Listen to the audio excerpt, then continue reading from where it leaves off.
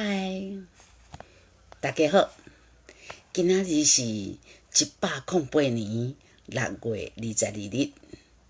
今仔日早起，月份去内湖社区大学参加闽南语的朗读比赛。这个比赛呢，伫5月底就已经报名啦。但是因为即阵仔较无闲。阁有加上家己原来病单吼，所以无真认真伫练习。但是呢，有人是用日记来记录伊的人生、伊的生活。我呢，我是用相机吼，用 FB 用 Line 来记录我的生活。既然已经报名啦吼，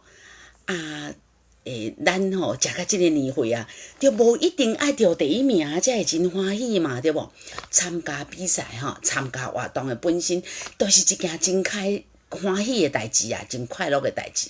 所以呢，我嘛是咱国语讲的讲，硬着头皮去参加啦吼，会当去遐点坐伫遐欣赏。120个人伫你的面头前念这闽南语的歌，安尼表演互你看，是毋是嘛是一件真快乐的代志呢？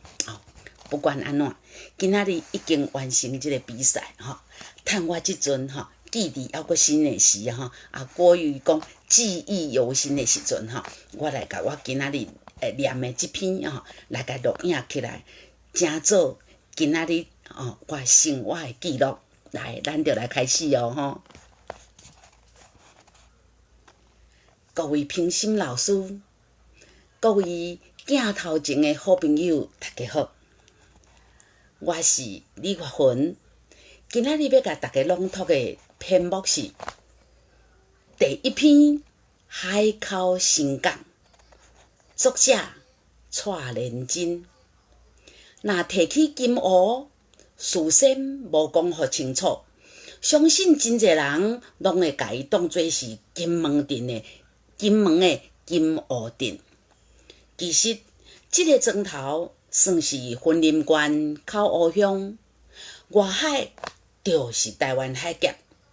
早期来往的船只，定定甲出海掠转来的鱼货，踮遮做买卖，所以出入的人较济。就甲遮叫做海口新港。原本这个所在是以种植为主，大部分的百姓过的拢是淳朴的田庄生活。因为外海的关系，土地减分有较悬，收成自然就较歹，经济上加真艰苦，为着生活。民国60年间开始豆甲田地划来做鱼塭为着生活，用来饲赛目鱼、虾、鳗、柑仔、乌鱼等等，嘛创造当地的经济奇迹。会使讲家户户拢足富裕的。毋过，世间事常在无两好通相排，尾煞发觉涂骹愈来愈低，这都是地下水抽了伤过头的关系。要改善这种地下下陷所面对的问题，是政府甲所有乡民爱共同解决的。自陆坑来卖了设厂了后，虽然有带动附近各庄头的繁荣，毋过所带来的空气污染甲水质恶化的影响，害养殖业的利润就变较差咯。长久以来，身体上各种奇奇怪怪的症头也出现了。